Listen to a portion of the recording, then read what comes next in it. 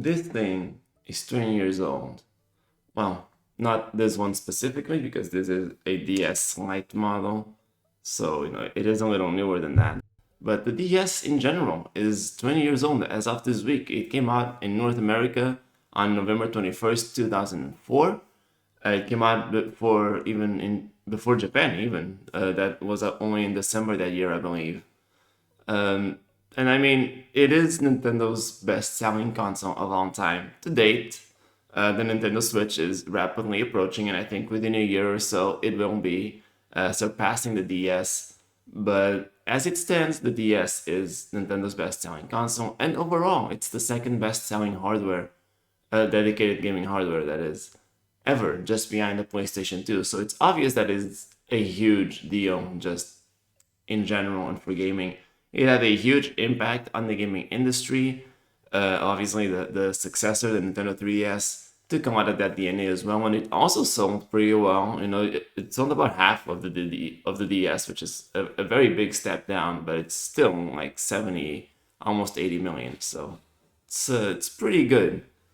And it is a huge anniversary, right? So I really just wanted to talk about my history with the DS, the games that I had, and during that era, and just talk about it because I think such a big anniversary deserves some kind of celebration. So let's talk about it. Just a little prelude to this. Growing up, I didn't have like a ton of video games, specifically consoles. I feel like a lot of people who are my age and into gaming, they grew up with a lot of that stuff. That wasn't as much the case for me. I feel like it was, but a lot of people my age that grew up with like Game Boys, either any iteration of that console, or they may have had PlayStation or PlayStation 2. I never really. I mean, I had consoles. I had the Nintendo 64. That was actually bought for my brother because when the 64 came out, I was like a year and a half old. So, I think that they got that, my parents got that console for my brother. And then, I played it as, I started to be old enough to be able to. But it wasn't really my console. And we only had like four games overall for it. So it wasn't a super deep library. And then we had the Dreamcast in a kind of a weird way. We didn't really buy it for ourselves. Um, but we also only had like one or two games for that, which I don't think were even ours either. We just kind of had them borrowed from someone else. So growing up, most of my gaming was on computers. Pirated games. I had a bunch of them that friends would find for us most of the time. You got school buddies that would lend you a CD with some game. That's kind of how it happened when I was really little. So I didn't really have a console until the DS itself. And even then, I was pretty late to it. I think I got my DS in 2009, maybe 2010. So I was definitely late to the party. And it happened, you're a kid. So here's the thing, I was a kid, obviously. At this time, I was already 14 or 13 or so, when I got my DS.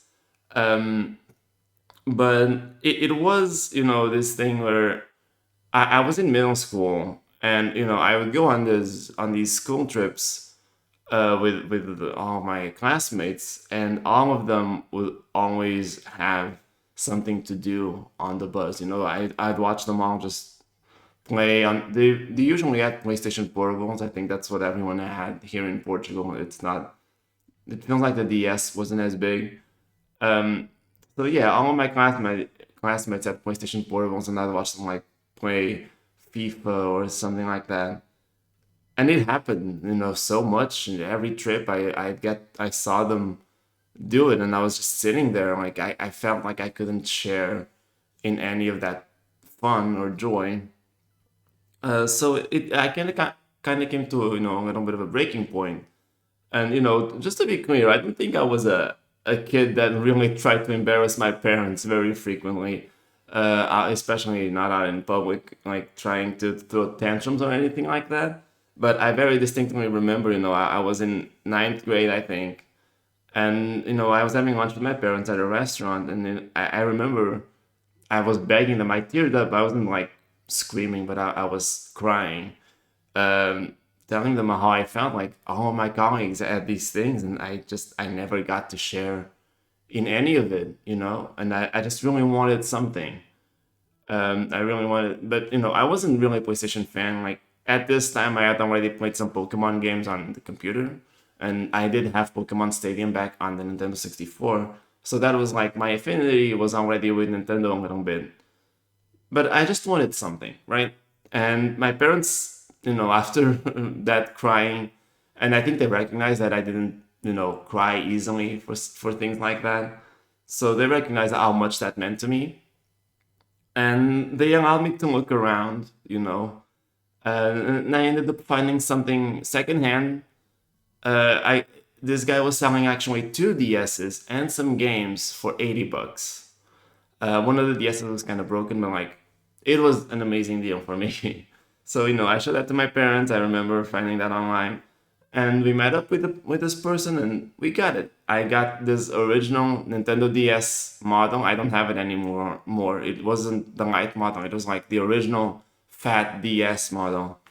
Both of them were, and I got a few GBA games because the original DS, if you remember, could play Game Boy Advance games. So it came with three Pokemon games for the Game Boy Advance, and it came with my first DS game, Pokemon Dash. Um, so this is not a memorable game whatsoever. It's a terrible start in terms of interesting things to talk about because this was kind of a racing game where you just kind of swipe the touch screen to get your Pokemon to move, and you have to go. Obviously you have to win the race. That's it. I don't have many memories of it. I don't know if I ever really played it past that like trip home after getting the DS itself. I definitely spent way more time playing the GBA games, which I currently don't have anymore either. You know, Things happen. I was still fairly young, and a lot of things have happened since then. So I kind of lost access to those GBA games, but I definitely, that really started to reinforce my love for Pokemon. I got to play Pokemon Leaf Green for the first time. I replayed Pokemon Emerald on like real hardware, which was also really nice, not having to play on an emulator. And that was the beginning, of my gaming journey, really. Like, I had those games as a kid, but it never really made me a gaming fan, I feel like. This is where it started. And so after this, my next game was Pokemon Platinum version. And the story behind me getting this game is just so insane to me, and I still can't believe how lucky I was. Not lucky in terms of like necessarily chance, but having such an amazing friend that just gave me this game. So I had the DS, and I really loved Pokemon. And I was talking to this friend from school. I told him like, "Do you?" I think I may have asked him. I'm not sure. It's been a while. Like, do you have any Pokemon games or anything like that? Or he may have mentioned that he had like a Pokemon game at home. And I asked if I could borrow it, and he said yeah. And then I played Pokemon Platinum. I beat it, and I eventually asked him if he wanted it back, and he was like, "It's fine. Just keep it." And considering how valuable this game is today, I think that's kind of crazy to think about the fact that I got this for free. And but more importantly to me, like this is just a fantastic game. At the time, I remember seeing commercials for Pokemon Platinum on TV, and it was so cool seeing a Pokemon game that looked like that.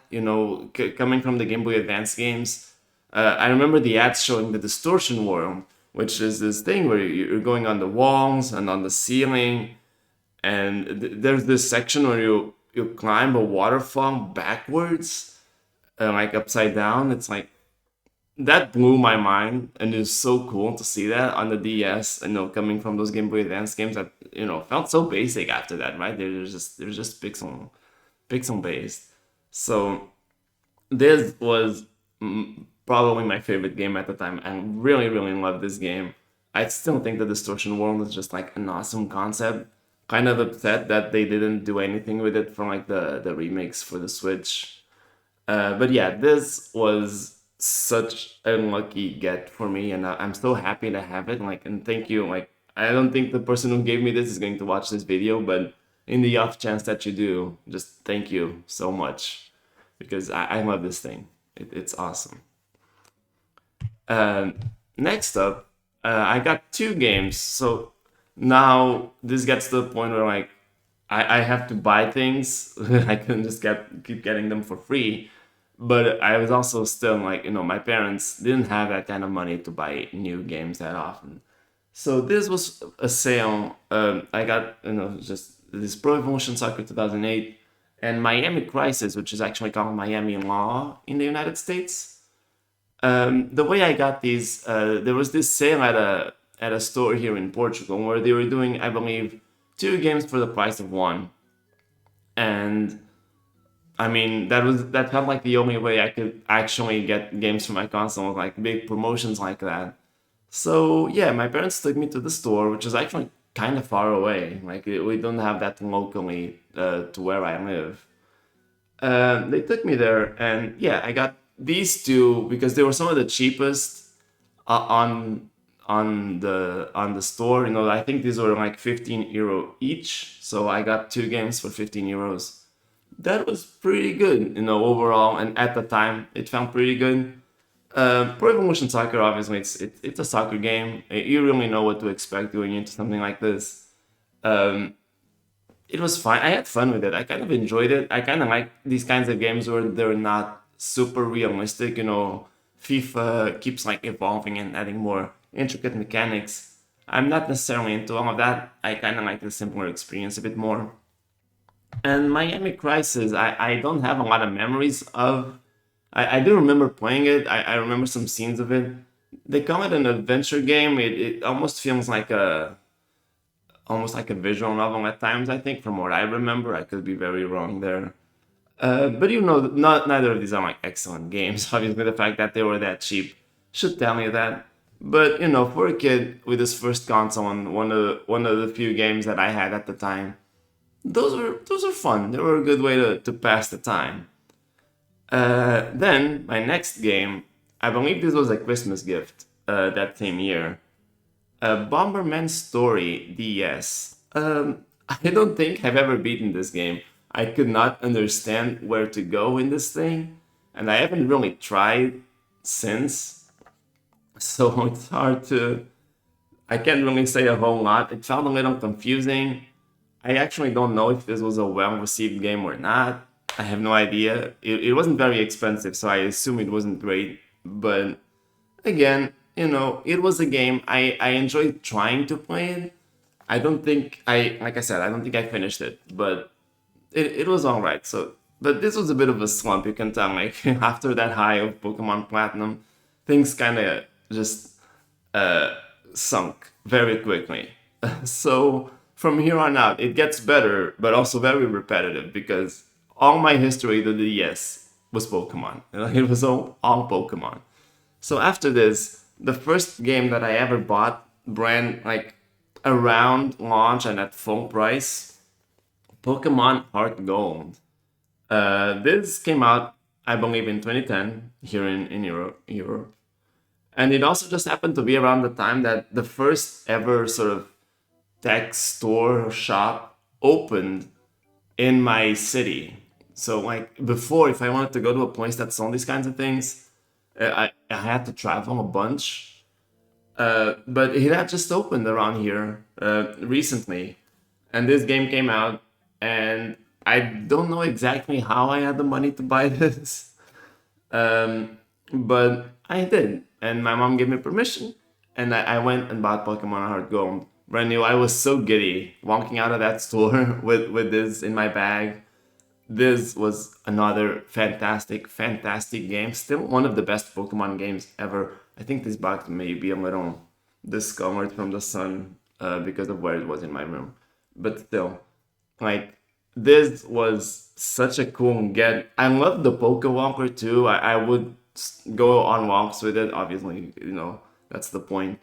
I loved walking with it. Just I loved using this. Like everything about this game was so cool. I loved that the Pokemon that you have like at the top of your party would follow you outside in the world. That was super cool to me. Like I missed that for so long. Like they never did that again until the DLC for Pokemon Sword and Shield. And it was I think also Pokemon Let's Go. Maybe I'm not sure anymore. It took so long for them to do that again. Um, and I love that. And you know the graphics for this on the DS at the time they found really cool. You had these cutscenes where Lugia and you and Ho-Ho show up, and it's all like rendered in 3D in a way that Pokemon games really weren't at the time. It just felt really cool to me. And I always also appreciated the little UI differences that you get between Pokemon games on the same platform because you know they gotta do something to tweak it. So they make them slightly different, and I kind of enjoyed seeing those changes. I really like the UI for this game. Oh yeah, you could have the running shoes toggled in the touchscreen. They actually gave the touchscreen some proper use with this game too. So I absolutely adore this game. It was very good. I haven't played it in forever, but this was a fantastic game. Yeah, love this one. After this, we have, I believe I also got this as a gift at some point. I don't know if it was Christmas or any special occasion, but Pokemon Mystery Dungeon Explorers of Sky.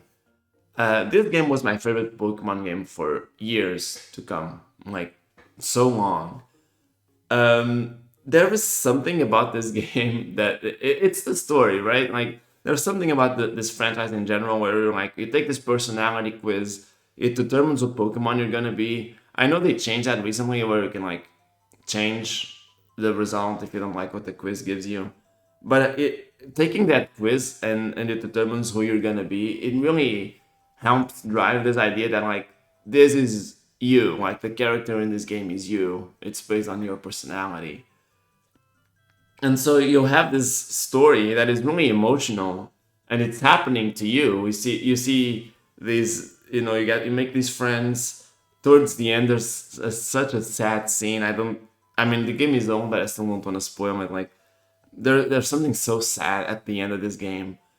And man, I cried. I don't cry very easily playing video games, but this was special. Like this was such a impactful game for me. The way the story was, and I also I love this game. I've kind of fallen out of love with the Mystery Dungeon series because of all the grinding that you have to do, especially if you want to like get all the Pokemon. But story wise, like this is I love this game so much. So around this time, I believe I also got a flashcard for the DS. You know, at this time I couldn't really buy games easily. Like it was pretty hard to do that. So I got a flashcard at some point in this period where I would just load a bunch of games. I download a bunch of ROMs and play them on the DS using the flashcard. But and that was nice. Like I got to play some games that I wouldn't get to play otherwise, including a very important one was Pokemon White when that came out because that was huge for me and I couldn't buy it new. So that was a very big one, and it was awesome to be able to play it on the DS. But one thing that I found with the flashcard is that I would get all these games that I could play. I could grab any of them, but none of them would ever keep my attention. Like I would try a game, get bored with it for whatever reason, and I just move on to the next one because I had access to an infinite library. And you know, at that it came to a weird realization that I don't know if a lot of people feel the same way, but like when you have this like infinite library of things to choose from and there's no sacrifice that you have to make to get it, it almost kind of devalues it in a way. So I wasn't really appreciating any of these games that I had access to. Like I played the Legend of Zelda Spirit Tracks, which and I love the Zelda series these days, but I never finished that game. Um, at least I don't think so. You know, and I tried a bunch of games that I never finished. Pokemon White was the one that I really stuck with. Um, But yeah, so that was this journey here where I got the R4 flashcard, and I played a bunch of games on it, but I none of them really stuck aside from Pokemon White. Um, but after I came to that realization where, I don't think I was really valuing the games that I had because I just had infinite access to them. I I actually decided to just um, I decided to do something different. So at this time, I think also the Nintendo 3DS was coming out, and I actually bought that really close to launch. And I couldn't play my DS flashcard on the 3DS because it had security systems for that. Um, so at this time, I decided I'm going to start doing things legally now. I'm not valuing these games, and so I bought Pokemon White legitimately. I bought it used still. I knew I couldn't really afford to buy full price games that easily. So I bought it used. I believe it was $20. So, half the price of the full retail price. And I kind of just moved my Pokemon over from my ROM because I had those two DSs. Actually, I don't think I had those two DSs anymore because when I got my 3DS, I traded it in to get I traded one of my own DSs to get a discount on my 3DS. But I had the DS and the 3DS, so like I had the DS in one. I had the DS with my own game and the 3DS with it, and I just kind of transferred them. So yeah, and then I played through the game again with a legitimate copy, and I kind of just gave my DS and flash card to a friend of mine in high school because he had I was good friends with him, but he only had a Game Boy. He had never had like a Game Boy Advance or a DS, and like I knew how much that sucked to like not have the things that your peers have. So I just kind of gave him the DS and the flash card so he could play all these games that I had already tried to play. I figured he would appreciate it more than I did. So yeah, that's kind of why I bought the legit copy too, because I the only thing I really didn't want to lose was my Pokemon from Pokemon White. So I bought the game, I transferred my Pokemon over, and then I gave the DS away. And then the final game that I bought for the DS during the DS era was obviously Pokemon White 2. So just to recap my feelings on both of these games, they were very good. I really, really liked these at the time. Pokemon White, they did this thing where they reset Pokemon for the first time, and until then they had been like piling up Pokemon in each new game, and a lot of the new games, they would have all the old Pokemon available as well. And Pokemon White was kind of this reset of like the only Pokemon you're going to encounter during the main story are new Pokemon. Like all of them were just new Pokemon, and I really kind of like that. The fact that they kind of just gave you a fully new experience. Like all the monsters are new. It was the most advanced, like in terms of graphics, the most advanced Pokemon game yet. Like everything felt very 3D. The camera was way more dynamic. Moving as you moved, and doing all these weird angles and stuff. The sprites were animated for the first time, like they moved. So all of this was like really cool stuff for me. I really did love Pokemon White. I think with Pokemon games I have this thing where like each new entry becomes my favorite because I think there are games that legitimately evolve a lot with each entry. I did really miss not having the Pokemon following me from Heart Gold anymore, but in terms of the game itself and everything else, I think they just kept getting better and better. And then Pokemon White 2, just kind of follow that up. I feel like I don't have as many fond memories of this one, but because it was a lot of the same stuff, like overall, it was very, very similar. I do think the idea of like fusing Pokemon that they introduced with this game was really interesting, and I'm still kind of waiting for them to come up with this concept to confuse the entire trio. I don't know if they're ever going to do that, but like we only ever got like these incomplete forms of Kyurem. Even Black Kyurem and White Kyurem, they're not fully developed. So I'm still waiting for them to deliver like the full concept of what the original Kyurem was supposed to be. Oh, and also this game came with 3DS stuff. There was a 3DS app that you could connect to these games, Pokemon Dream Radar. You could actually catch some legendary Pokemon with the 3DS app and transfer them into Pokemon White version or Black version too. Um, so that was cool, and this was pretty much the end of my DS era.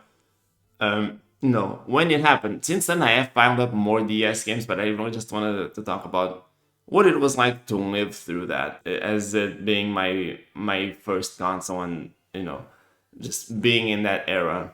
So that was about it for my history. But obviously, the DS, it impacted so much with how much it sold and how much it did differently, because initially the DS was going to be this hardcore system. They touted it with some more hardcore games like Metroid Prime, Hunters, but it really became this casual powerhouse, right? They had so many casual games, Rhythm Heaven, and things like that, that really and Nintendogs, that really resonated with a much wider audience than I think most games up until then did. Gaming was sort of a hobby for nerds at the time, right? Or for kids, really. And then these casual games kind of just introduced gaming to so many more people, and it really expanded the gaming audience. And that's something that Nintendo has really focused on doing ever since then. That this blue ocean strategy, competing in this space where the rest of the gaming market wasn't at that time. And that is awesome, because more people playing games can only be a good thing, because there's going to be more games to play, and that's really, really cool. So the DS, the impact that it had on the industry cannot be understated, and it's awesome. I really love this system. I love the sequel too, and so many things that the DS introduced me to over the years. Um, it was great. Mostly Pokemon, as you can tell. It really got me familiarized with Pokemon, and I've just kept buying every game ever since. But I think the DS did a lot more than that, stuff that I didn't really get to appreciate personally during my time with it. But that there was a lot that the DS did, that still has an impact in the games that we get today, and that's really cool to see.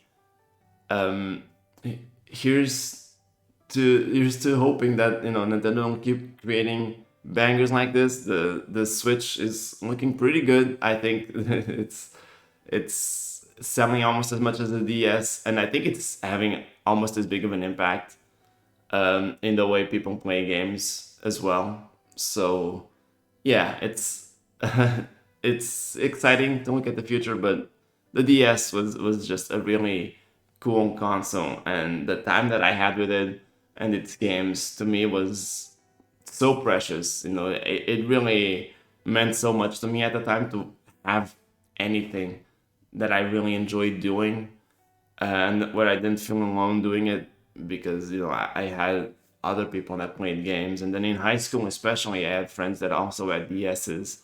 Um, I remember playing games like Call of Duty in multiplayer. I'm not a big Call of Duty guy, but it was a fun multiplayer experience to have on the school bus during those school trips. So yeah, the DS was awesome, and I'd love to hear other people's stories about the DS. Like if you had like good memories with it, let me know. Let me know in the comments. I'd love to hear it. Anyway, that's all I have for today. So thank you so much for watching. I know it was kind of just rambling a bunch, but I hope it was entertaining. And yeah, I'll see you next time. Bye.